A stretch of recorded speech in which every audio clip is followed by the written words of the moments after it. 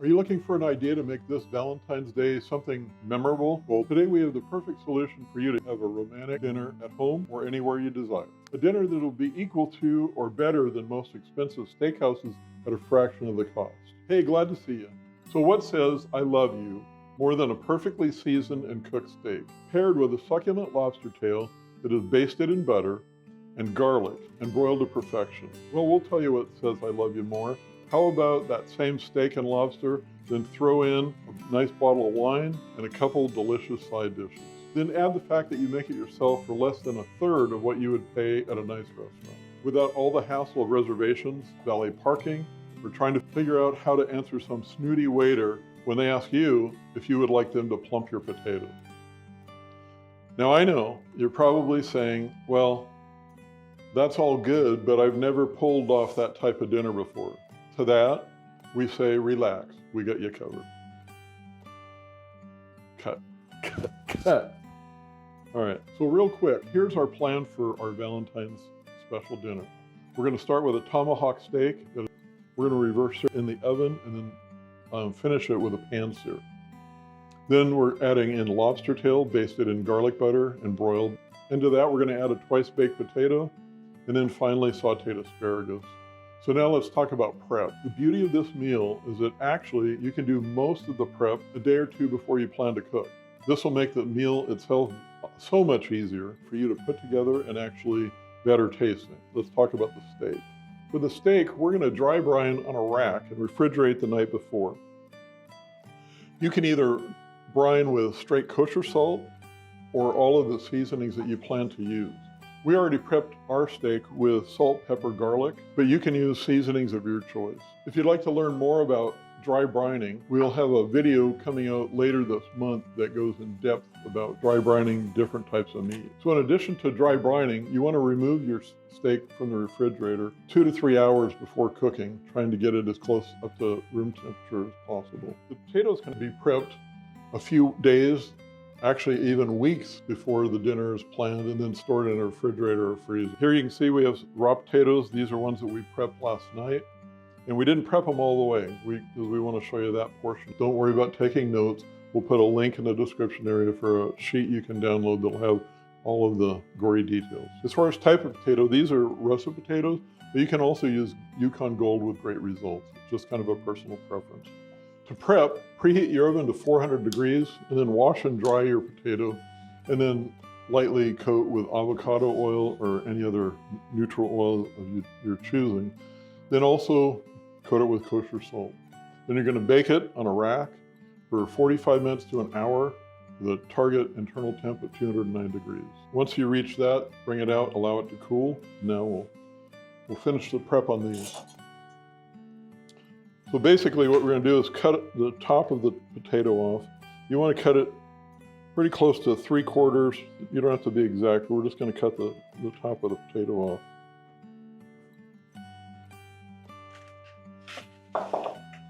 So then we are going to scoop out the flesh inside. Try not to go through the outer skin.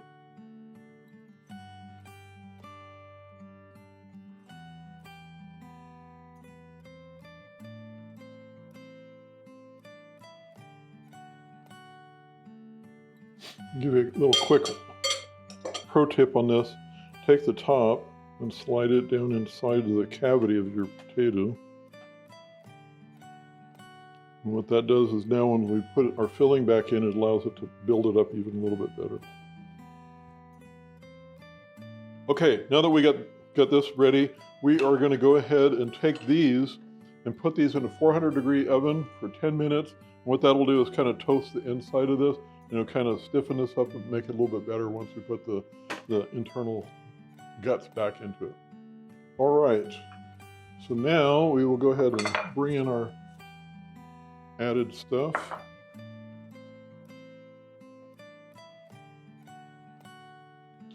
So we'll have the quantities again on a cheat sheet for you.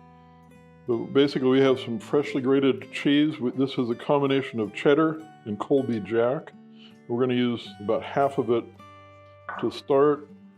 A little bit of green onion. Basically everything you'd put on a loaded baked potato. A little bit of bacon. You can never have too much bacon. Put more bacon. You can see this is coming together pretty darn quick. And some sour cream. Basically, if you think about if you were making up 2 potatoes, baked potatoes, how much stuff would you put on those? The added thing with this is we're going to add in a little bit of cream, not a whole bunch. Probably about 2 tablespoons.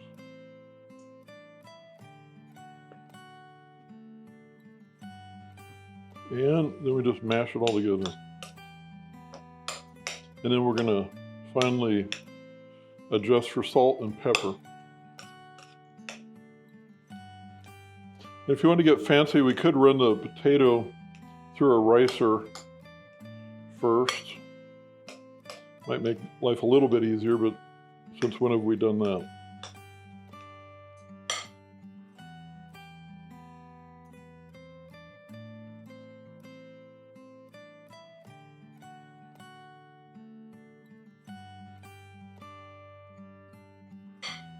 And then we will go ahead and check for flavor.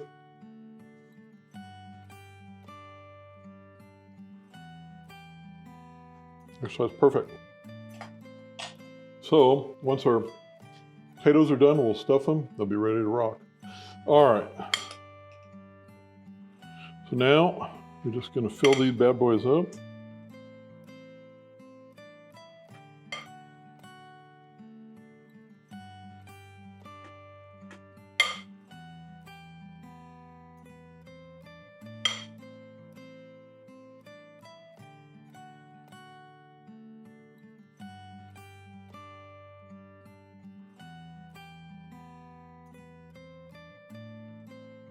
Keep in mind we use freshly grated cheese versus the pre-grated from the store because this will melt a lot nicer.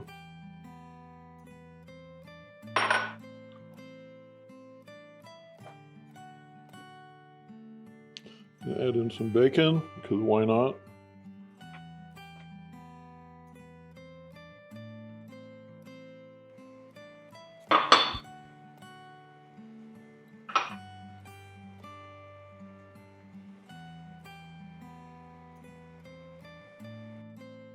All right, so now we're going to put this under a broiler. We're going to do it for about 10 minutes or so, low rack. You're going to have to keep an eye on it. We don't want it to burn it. We want it to just get to where we melt the cheese, get it to where it just starts to bubble. That should be good to go. Okay, just as we're getting ready to put this in the oven, I realized that we had one minor thing that we hadn't included in all of our mixture here. It just kind of shows that shit happens. So we forgot to put butter. So that's obviously for a loaded baked potato, butter's kind of an important thing. But to show you how we can salvage it, not the end of the world, we can actually just put it on now. And we're gonna put it into the top here and kind of push it down into the mixture a little bit. Work it in. And we can make this still happen. Because Abe didn't tell me, and obviously you guys didn't say a thing about it, and I messed up. So here, there you go. It's always Abe's fault anyway. That's because true. I'm hungry. John doesn't feed me here.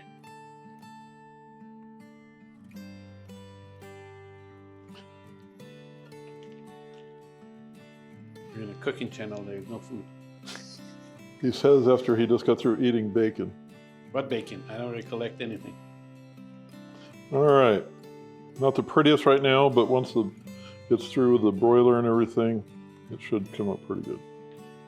So, back again to the oven, broiler, 10, 15 minutes till everything melts up. Looks good. All right, now we're going to go ahead and start our steak. And we are using a meter probe. We started out the oven. We got the oven going at 250 degrees. That's going to be the initial temperature to bring this up. This steak has been sitting here pretty close to room temperature, actually. Let me we can tell for sure. Right now we got an internal temperature at about 61 and it's about 72 degrees in the room. So it's getting pretty close to room temperature. So now we're going to use a meter probe, go inside of that, and we're going to go with a target temperature of 118 degrees. And then that should bring us right up to where we want to be, because this is a pretty thick piece of meat. And as it comes up, once it gets to that, it's going to do a little bit of carryover, so it will come up a little bit higher. So you don't want to hit any of the bone. We want to try and get the temperature probe in as close as we can to the center of the steak. And that is going to do it. And obviously with the dry running, they don't look pretty at that point, but the beautiful thing about it is all the seasoning has been pulled from out on the outer layer, gets pulled into the meat. It retains moisture a lot better that way.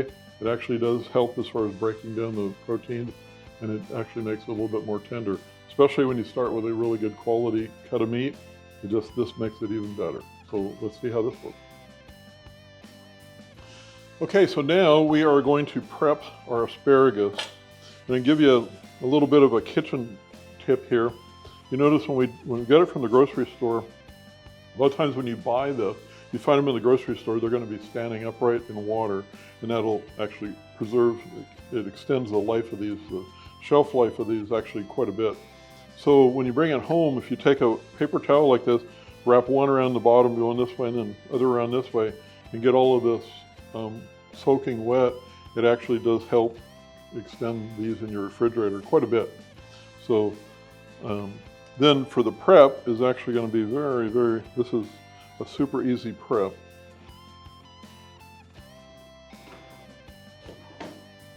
Because all we're going to do is move our little trusty band back here a little bit.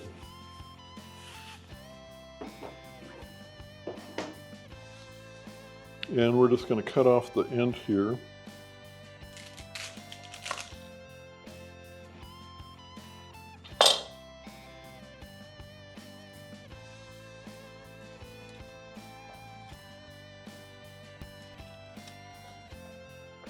Cut off the band.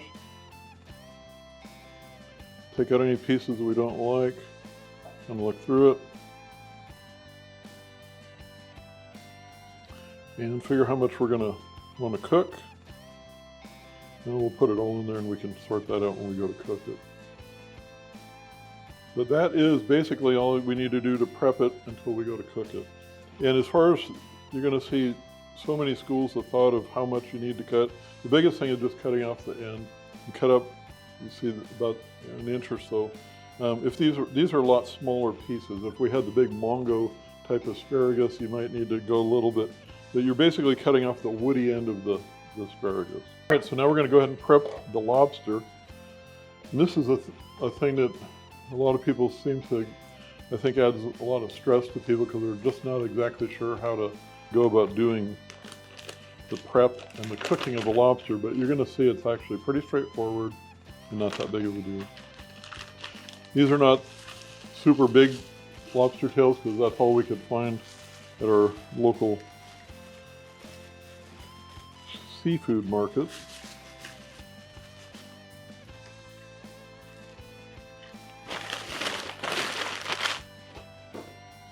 What we're going to do is take our trusty shears here, and we're just going to run the blade along the area between the shell and the meat and the flesh, and we're going to cut this back all the way back to the very end of the tail.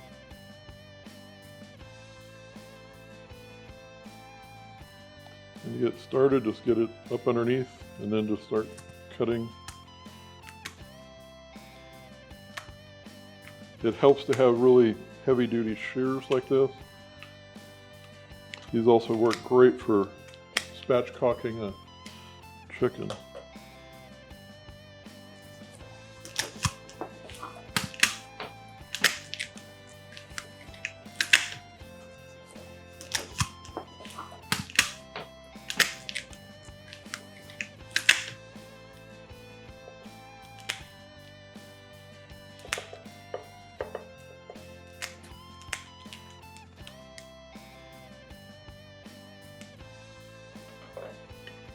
All right. So then once we have that done, all we're going to do is pull the shell back a little bit, and you kind of, this area down in here, what we're going to do is, you'll see the connection right in here. We're basically going to squeeze this and kind of break that area, and that'll open the shell up. As I'm pushing with these fingers, pushing down here, pushing right in there as we work our way back.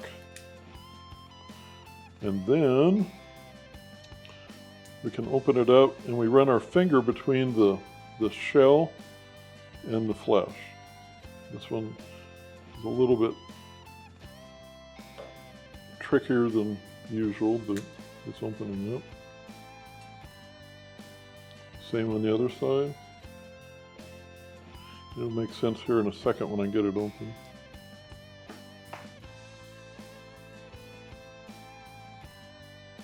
And we're just looking to free that up, running our finger onto the inside of the shell. There we go. I cut my finger several times doing that. You can, but that's why breaking it, see how as I'm doing that, I can run my finger along the side. This area of the shell is actually very sharp, so you want to keep that in mind as you're doing it. But now you'll see that it's all going to come out. Comes out. Make sure this is. And then once we get the meat out, we close this up, lay the flesh back on top of the shell. That gives us a lobster ready to rock. Same thing. You can see the spine. There's kind of like a little spine, and they're kind of a half moon shape. We push down on that and then squeeze these outer parts with our finger. We push down. You'll hear it kind of break. Sometimes, there we go, a little bit tougher than others.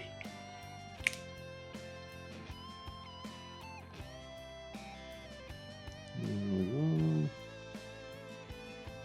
This one's getting a little bit more. So when it gets real bad like that, what you can do is also, you can see right in here we have that white vein that goes there. That's actually a bone, and we can snip those. And do the other side the same thing.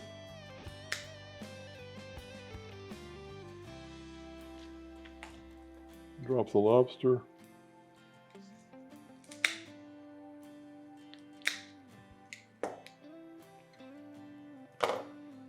There we go. Now it's opening up. Very nice.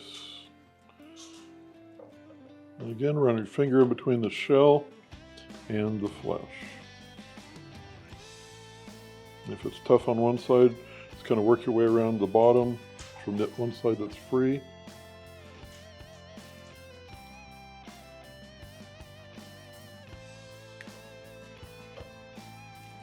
And you can see now it's releasing pretty nice.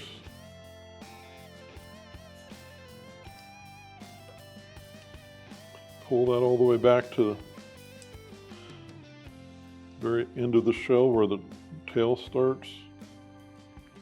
Lay the flesh on top.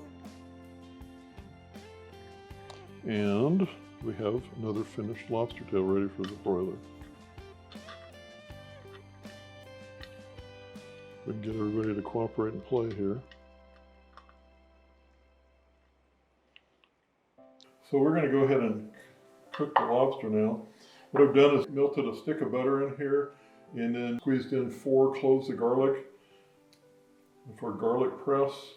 Oops, into there. And then it's pretty simple. All we're going to do is hit these with the garlic butter. Get it in there good. You can lift this back. Get it down underneath.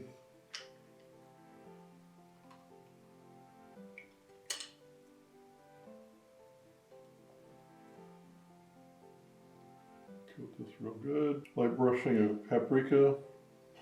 You can either use smoked, you can use plain, you can use sweet, Hungarian, it doesn't really matter. Whatever you have a preference for, that's what you can do. And so now we're going to be putting this in a broiler or under the broiler, about 10 to 15 minutes. We're going to watch it the whole time until it's done. If you notice that the flesh of the lobster is translucent right now, but as it cooks, it'll turn opaque, whiten up, firm up, and it'll be pretty obvious when it's done.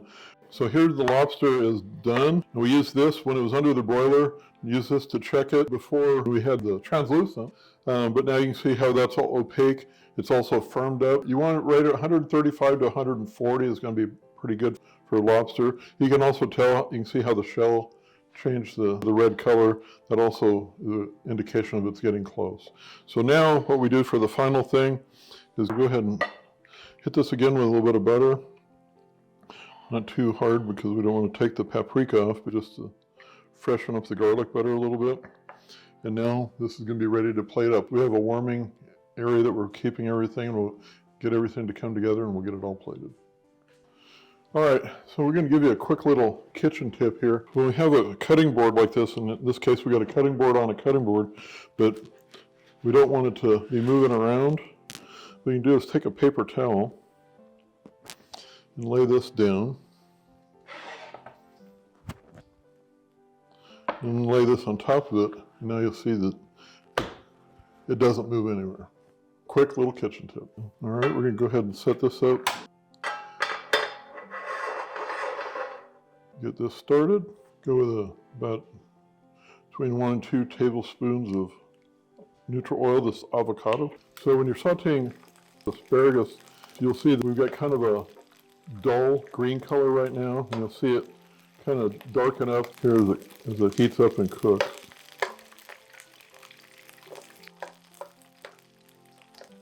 And all we're doing is got a medium flame here, just kind of constantly moving it, bring in a little bit of salt. Keep in mind that the salt's going to be pulling out any moisture that's inside of it. A little bit of pepper. Turn our flame down just a little bit.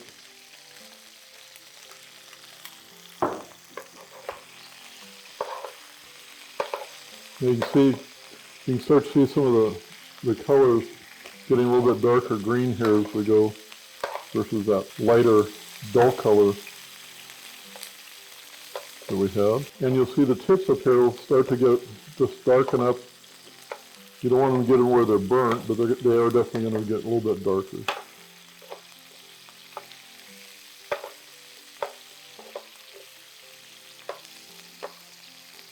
And turn temperature down a little bit more. And we're going to go ahead and throw in some butter. And we've been using a lot of the fresh garlic, but for this one, I'm just going to throw in a little bit of garlic paste. Going about 2 tablespoons.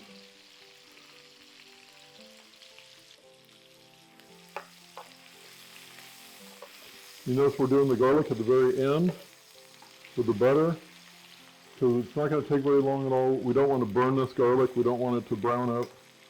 We're just getting it to right where it's putting off flavor, and then we're going to remove the heat, and everything should be good. And we're going to go ahead and cut the heat. Now if you look, you can see the darker green colors, and you can see that it's a lot, especially when we compare to a fresh, uncooked piece of asparagus.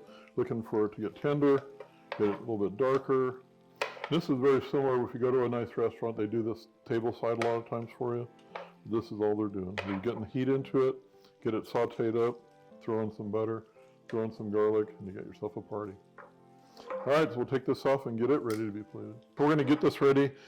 We're using the pan that we used for the asparagus, but you notice we've cleaned it out, and that's because we're going to get this temperature fairly high on this pan to do the searing, and the residual garlic that was in there would actually burn. So it's one time where we don't carry the flavor from one thing to another.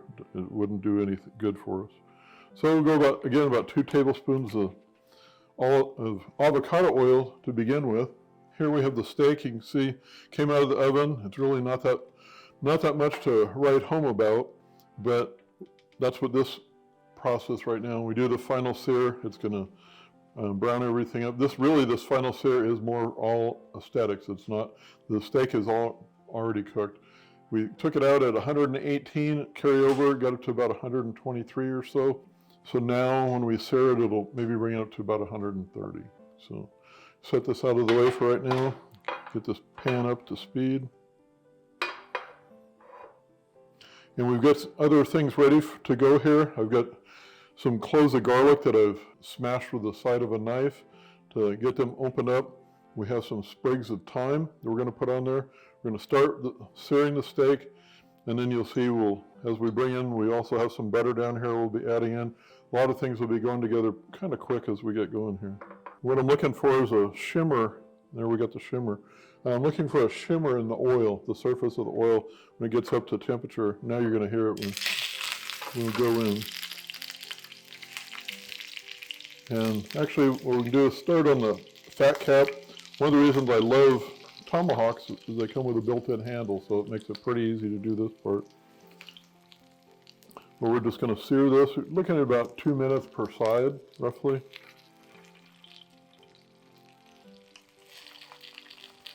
And you want to keep the heat going. And if you look at it, you can see there, you can already see what we're starting to get on it.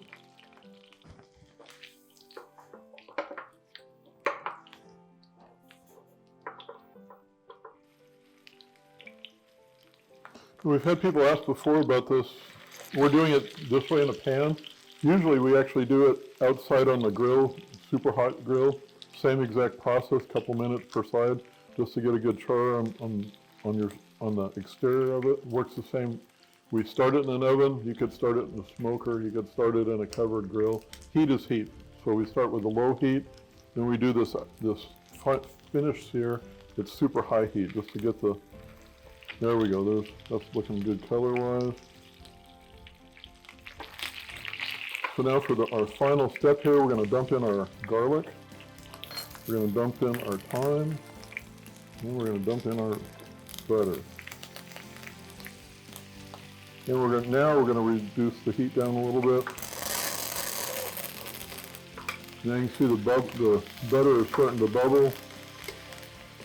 And now we're going to baste it.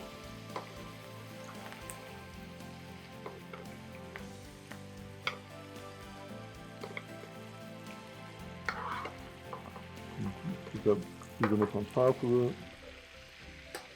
There we go. This actually, in some ways, a cast iron pan works a little bit better just because it retains the heat so much better. Trying to move this for the camera makes it a little bit tougher, but it's okay.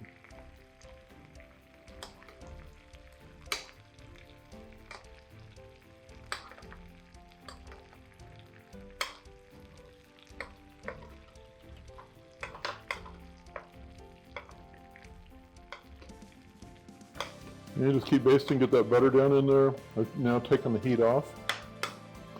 So we're going to stop any residual cooking process. We don't want to overcook this thing. But we want to keep it basting to get that thyme and garlic butter down into it. What do you think of that, Abe? Ready. All right, that's pretty much it. Now we're going to go ahead and move stuff around. I'll show you how we can next process, which we're going to cut this up for serving. Cut this up, wipe this off where we had that burner.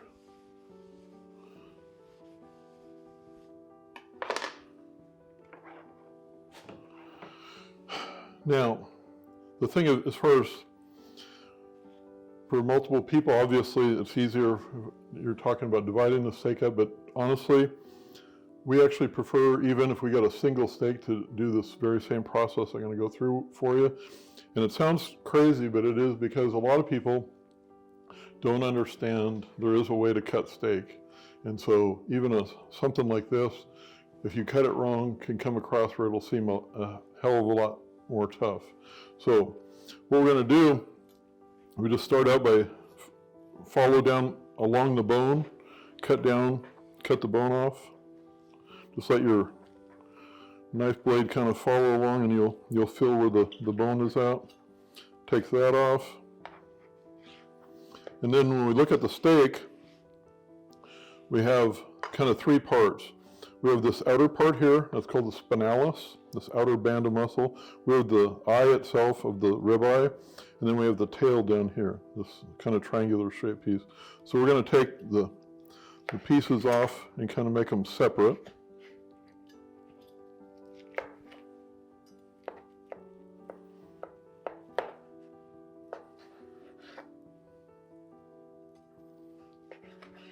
And then we are going to cut them.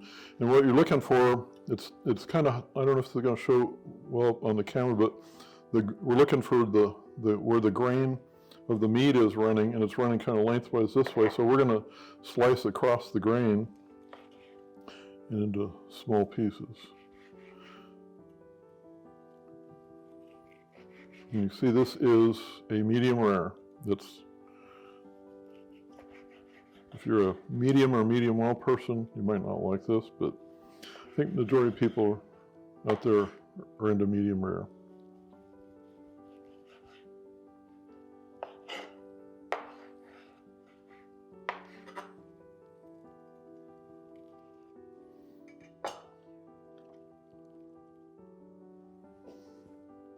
And essentially, I'm going to rebuild it here as I go. So now we take the tail. Now a lot of times the tail will have a lot of fat in it, but the best way to do it is just kind of slice through it and then sort it out as you go.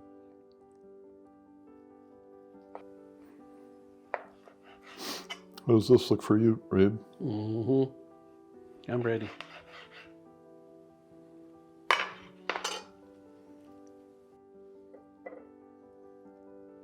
And then finally we get the spinalis. Now we're just going to, on that the muscle fibers run along the arch of, and this is, you can see this is a pretty thick spinalis area right in here. It's one of the ways to tell the quality of your steak. You'll find a lot of times that'll be a real thin band all the way around. It's usually not a better quality cut. So we're cutting it across it. So like I say, by doing it this way, it makes it easy for people to serve them, makes it easier for them to eat. But you as the cook, it kind of controls your quality, because nothing worse than buying a really good quality piece of steak and then have someone cut it wrong and they think that you fed them a tough piece of steak.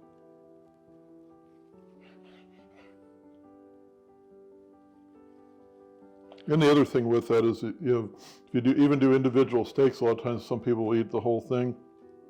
You get someone like Abe is at your house and he's eating like 2 or 3 steaks worth. My wife eats like a quarter of a steak and wastes it. So when we cut it all up and you do it, then that way it kind of works its way out. The law of averages catch up.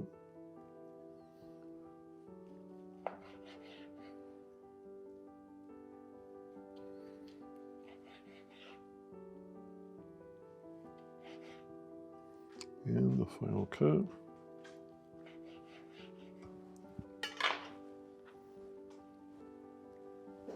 So now we can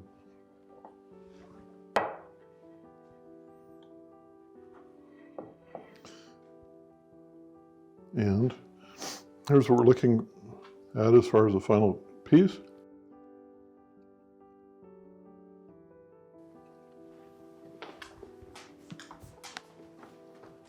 Thank you, sir.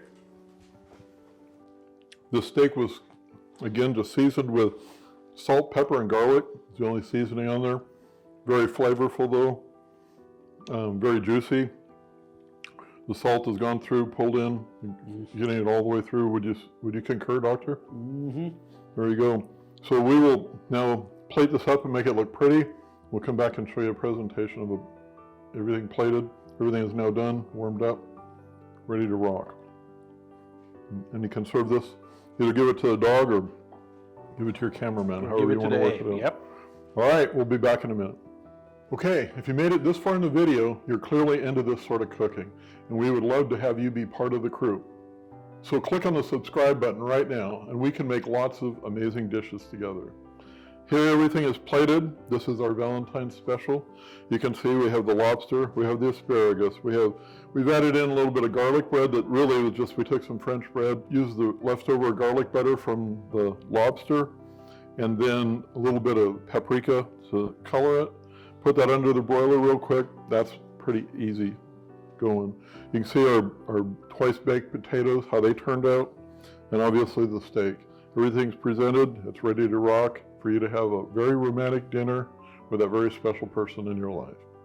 So after you make this, which we really do hope you do, please leave a comment, tell us how you liked it. And don't hesitate to reach out to us in the comment area or on our Facebook page with any suggestions that you might have for this or any of our other recipes. We'd definitely love to hear from you. Go ahead and click up here for some amazing videos that are similar to this one. Thanks for watching, and we'll see you in the next video.